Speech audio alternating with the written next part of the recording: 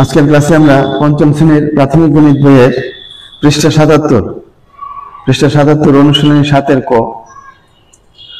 দশমিক বোনাস অনুশীলনী ৭ ক এর ৪ নম্বর প্রশ্ন এবং ৫ নম্বর প্রশ্ন নিয়ে আলোচনা করব। ৪ এবং ৫। তো ৪ এর ৯ নম্বর থেকে শুরু করবো। আজকে ৯ নম্বর হলো 0.26 গুণ 23। 0.26 গুণ 23 কে আমরা দশমাংশ শতাংশের সাথে তুলনা করে করতে পারি, আবার উপরে নিচে গুণ করে করতে পারি। এটাকে আমরা উপরে নিচে গুণ করে করব। 0.26 গুণ হলো 23 দ্বারা গুণ করতে হবে। 23 দ্বারা যদি আমরা গুণ করি, আমরা ডান দিক থেকে শুরু করব। 3 দ্বারা গুণকের ডান দিক থেকে শুরু করবো। 3 দ্বারা 6 গুণ করলে 3 6 18 8 হাতে আছে 1, 3 দুগুণে 6 আর একে হলো 7, 3 0 0। তারপরে হলো 1 ঘর বাদ দিয়ে তৃতীয় ঘর থেকে শুরু করতে হবে। 2 দিয়ে গুণ করবো। 6 দুগুণে 12 2 হাতে আছে 1, 2 দুগুণে 4 আর একে 5, 2 0 0। এখন দশমিক বরাবর দশমিক হবে এখানে 8 এর 8, 7 2 হলো 9, 5 এর 0 5, 5.98 হচ্ছে গুণফল। 10 নম্বর অঙ্ক 4 এর 10।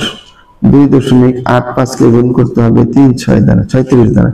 2.85 গুণ হলো 36। প্রথমে গুণকের 6 দিয়ে শুরু করতে হবে।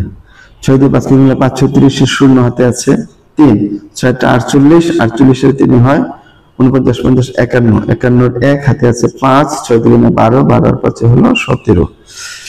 এরপরে 1 ঘর বাদ দিয়ে 3 দিয়ে 3 5 15, 5 হাতে আছে 1, 3 এটা 24 আর 25 এর 5 হাতে আছে 2, 3 দুগুণে 6 এর 2 8 যোগ করি 0 5 এর 6, 7 5 12 2 হাতে আছে 1, 8 এর 9 এর 10।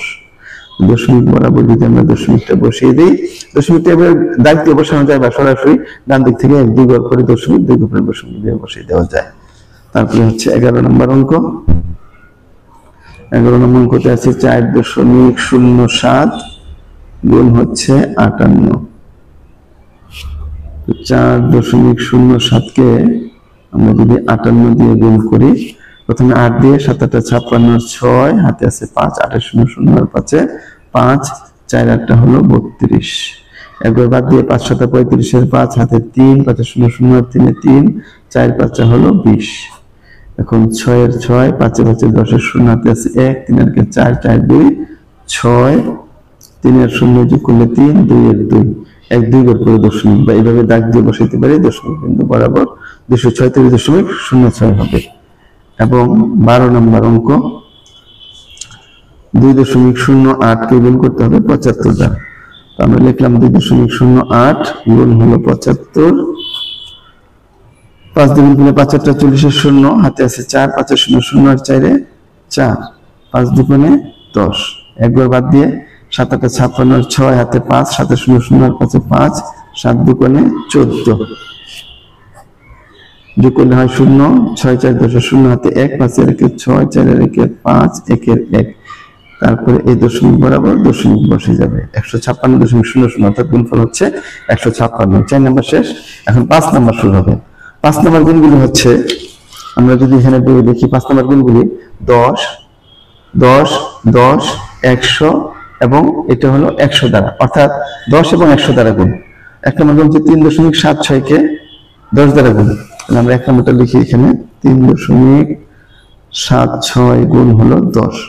তো এই 10 এবং 100 দ্বারা গুণের উপরে নিচে করা যায়, কিন্তু এটার একটা নিয়ম হলো 10 দ্বারা যদি কোনো সংখ্যাকে গুণ করা হয়, ভাজকে অর্থাৎ 10 দ্বারা কোনো সংখ্যা গুণ করা হলে গুণকের একক স্থানে যতটা একক বা দশক স্থানে যতটা শূন্য থাকে, একের ডানে যতটা শূন্য থাকে, দশমিক বিন্দু ততটা ডান পাশে সরে যায়। অর্থাৎ 3.76 কে একের পর একটা শূন্য আছে, এই জন্য দশমিক বিন্দু একবার ডান দিকে চলে যাবে। এটা হয়ে যাবে 37.6। দশমিক বিন্দু 7 এর পরে চলে যাবে 37.6। গুণ না করে আমরা এটা সরাসরি বলে দিতে পারি।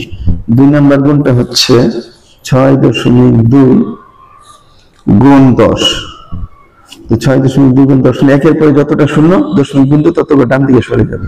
তো দশমিক বিন্দু একবার ডান দিকে সরে, যেহেতু একের পর একটা শূন্য, দশমিক বিন্দু একবার ডান দিকে সরে গেলে হয় 62.0, অর্থাৎ গুণফল হচ্ছে শুধু 62। 3 নম্বর অঙ্ক হচ্ছে 4.105 গুণ 100। যখন 100 দ্বারা গুণ করা হয় কোন সংখ্যাকে, একের পরে দুইটা শূন্য, এই জন্য এই সংখ্যাটা দশমিক বিন্দু ডান দিকে 2 অঙ্ক করে চলে যাবে, 1 এবং 0 করে যাবে। 410.5, 410.5 হবে নির্ণয় গুণফল। 4 নম্বর অঙ্ক 8.9 গুণ হচ্ছে 100। এটা গুণ নয়, এটা গুণক। গুণক যদি 100 হয় বা 10 হয় বা 1000 হয়, একের পরে যতটা শূন্য দশমিক বিন্দু ততটা ডান দিকে চলে যাবে।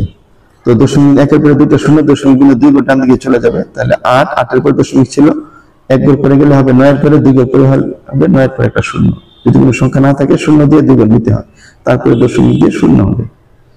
তাহলে গুণফল হবে 890। 2 গুণ করে চলে গেল।